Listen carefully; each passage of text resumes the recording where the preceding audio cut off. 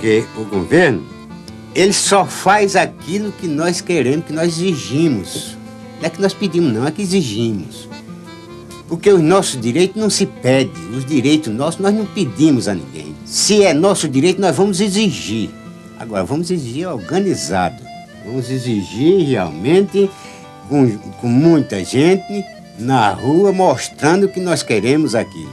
Porque, infelizmente, aqui em nosso país, as leis mesmo que nos dê algum direito, infelizmente a gente precisa lutar pelos aqueles direitos que está escrito que não foi por nós, foi por eles. Então nós temos que ainda fazer uma força tremenda para que aqueles direitos em lei sejam cumpridos. Nós temos perdido até companheiros, nós temos perdido muitos companheiros que lutam por esses interesses que estão inscritos dentro da lei.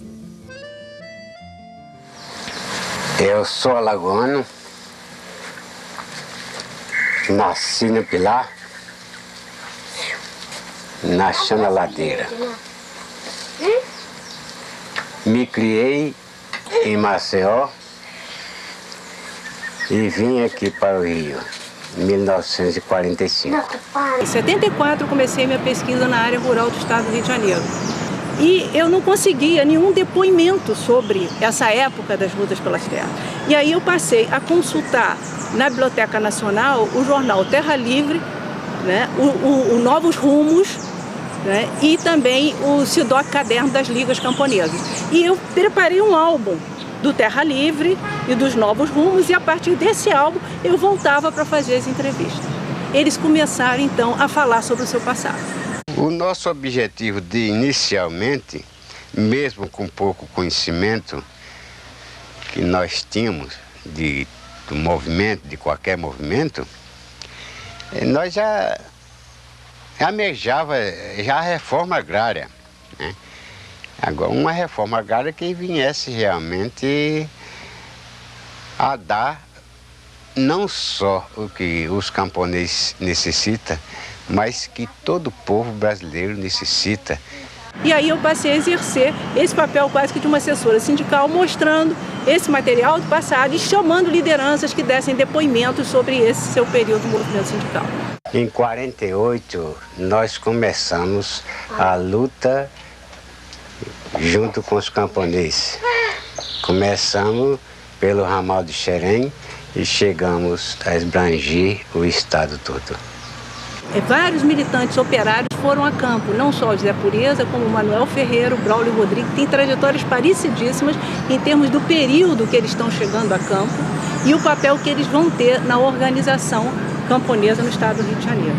Aparentemente elas começam ainda numa época entre 45 e 47, onde há legalidade do Partido Comunista e porque também havia derrubada do regime nazista.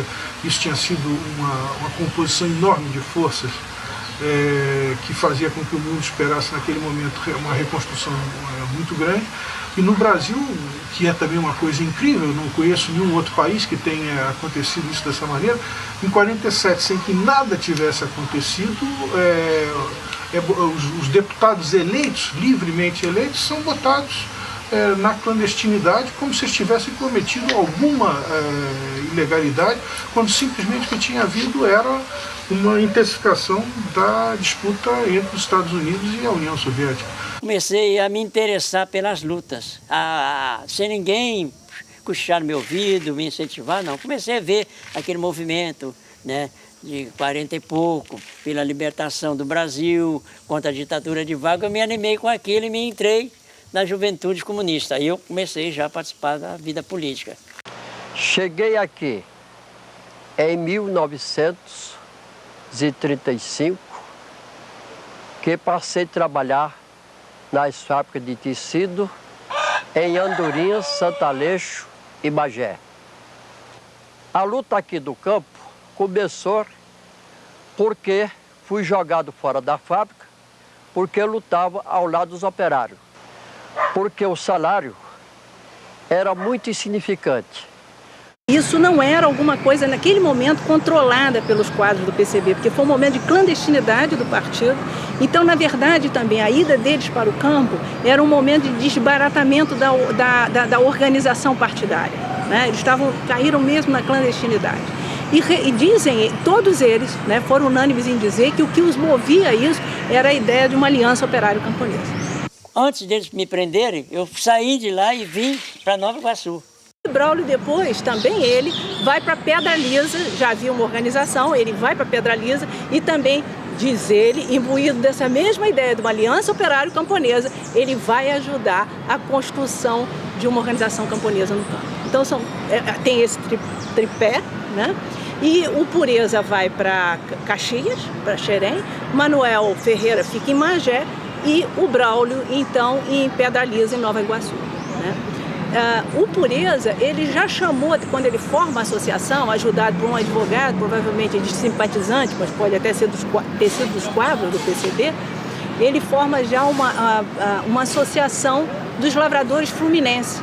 E com essa ideia de abarcar o estado todo, ele começa a ser chamado para várias situações de conflito de terra e de despejos de trabalhadores. Então, nesse momento também na área rural, quando eles resolvem fazer essa organização dos trabalhadores, os grupos sociais estão de dentro, moradores de dentro das propriedades, ou mesmo poceiros, né, que havia muita área devoluta no estado do Rio de Janeiro, eles começam a perder suas terras a partir, né, do que eles já chamavam de uma grilagem, né, e da concentração dessas terras na mão dos grandes proprietários. Essa reforma agrária nós não sabíamos mesmo como iniciar, mas de acordo com a nossa luta, a realidade que aparecia, nós começava, errava, depois afastava, começava de novo para acertar, e até que chegamos uma certa conclusão que pegamos mais ou menos o fio da meada. E eles, quando foram a campo, eles não tinham uma experiência anterior como camponeses, então há todo um aprendizado de determinadas disposições sociais para o trabalho na lavoura, e todo o livro do Pureza, todo no início é isso, é como é que ele estava descentrado em relação a isso, como é que ele errava para fazer as tarefas próprias. E o servente dele, né, que trabalhava também como estucador, é que o acompanhou a campo, que era um homem oriundo do campo. Mas interessante é que esse servente, ele não teve condições de se manter no campo. Exatamente porque ele tinha que levar toda a família para ajudar no seu trabalho. E o Pureza conseguiu se manter no campo pela construção de uma família operária, porque Morena ficou trabalhando na cidade, né? E ela, com o salário dela, sustentava os filhos e ajudava a permanência dele no campo. Então, é exatamente a condição operária de Pureza que permite que, nesse momento, ele vá para o campo e comece essa luta a partir de Xerém. Nós, como mulheres, nós ajudamos muito nisso, porque nós somos as primeiras sofredoras quando vem essas coisas, porque nós temos nossos filhos, não temos onde botar eles.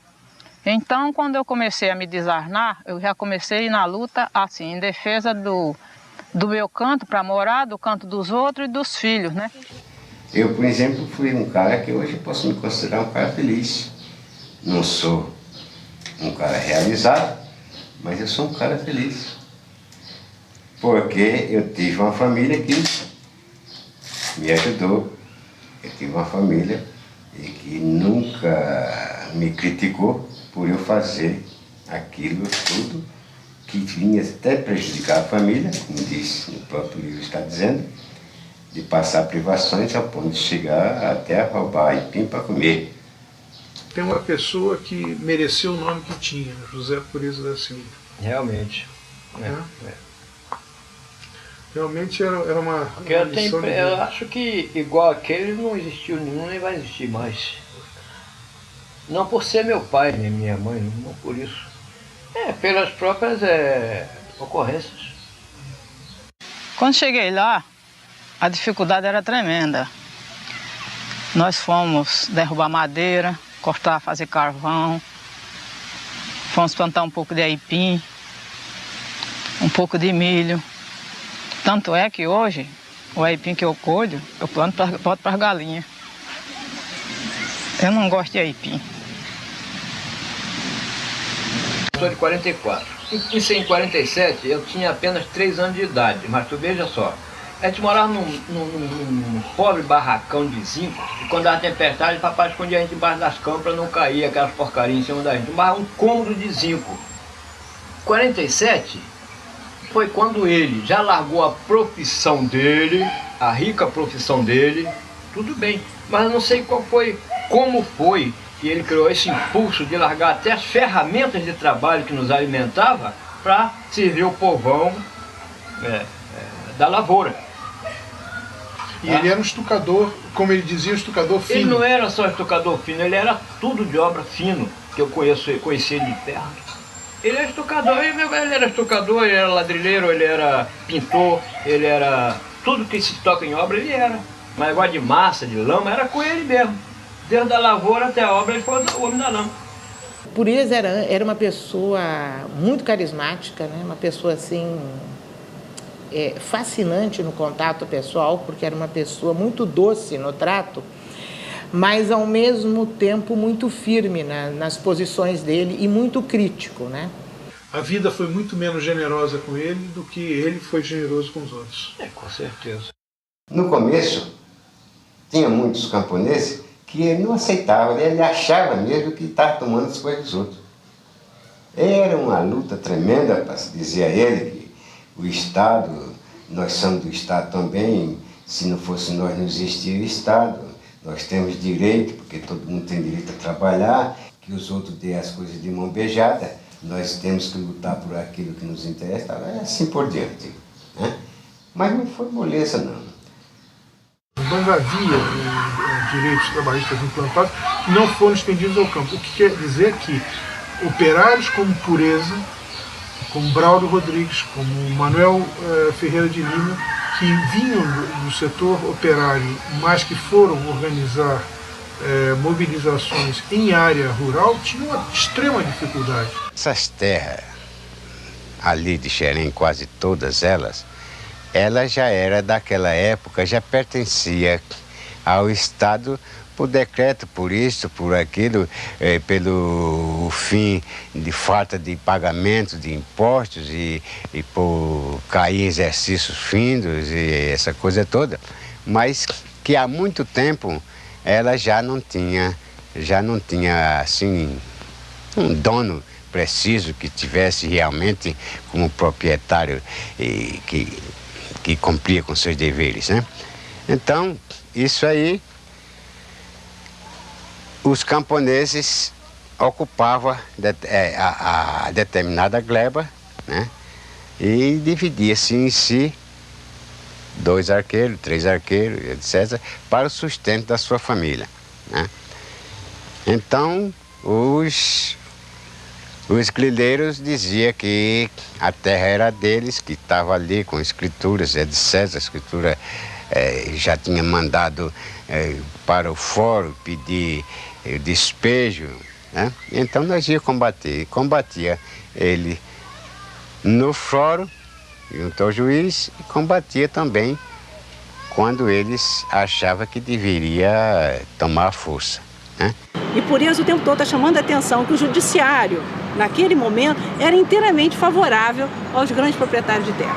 Quer dizer, temos que nos lembrar que é uma situação anterior à Constituição de 1988, né, em que você tem hoje o Ministério Público Federal como custolédios, não havia nada disso. As forças que estavam contra o movimento eram exatamente o judiciário, o poder político e também, naquele momento, a igreja. Algumas alas da igreja eram favoráveis. Pureza dizia isso, que se fosse nessa época de 79, de 80, se eles naquela época tivessem como esses dirigentes sindicais de hoje o apoio da igreja, era um apoio moral fundamental para a luta deles, que eles não tinham naquele período. No lote 15 do núcleo colonial de São Bento, vértice natural da Baixada Fluminense, opera-se o milagre. A semente plantada era a de milho. Colheu-se uma cidade, e quem se alimenta é o especulador.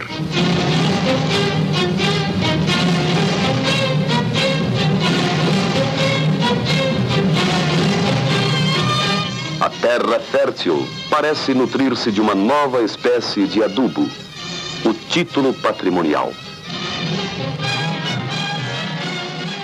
Depois de muito tempo de luta, nós vimos que esta forma era uma forma errada, porque os grileiros, eles sempre tinham os seus padrinhos e afilhados e que procurava atrapalhar tudo. Então foi como achamos por bem de lutar pela desapropriação das terras. Então nós começamos a fazer levantamento das terras do Estado. A luta pela desapropriação era uma luta que inclusive o povo da cidade achava bonito, apoiava, etc. Mas quando a gente chegava nos poderes públicos, ele só com uma palavra ele acabava toda aquela luta que a gente fez, dizia não tem dinheiro. A Fazenda São Lourenço é considerada o primeiro caso de resistência armada dos lavradores, que, segundo José Pureza, resultou na desapropriação por interesse social dessa área em favor dos camponeses que nela trabalhavam. Isso se deu em agosto de 1961, quando José Pureza soube da ordem do despejo. Ele já estava à frente da Federação dos Trabalhadores e ele veio a Niterói procurar as autoridades para tentar sustar essa ordem de despejo. Foi então que ele, dentro da Secretaria de Agricultura do Estado, ouviu no Repórter Esso uma notícia de que tinha ocorrido um conflito armado na Fazenda São Lourenço entre camponeses, grileiros e policiais. Ele então, o próprio secretário, o que nós vamos fazer agora? Quer dizer, uma pergunta que ele também não sabia responder, e ele se dirigiu então à própria Fazenda São Lourenço para conversar com os lavradores.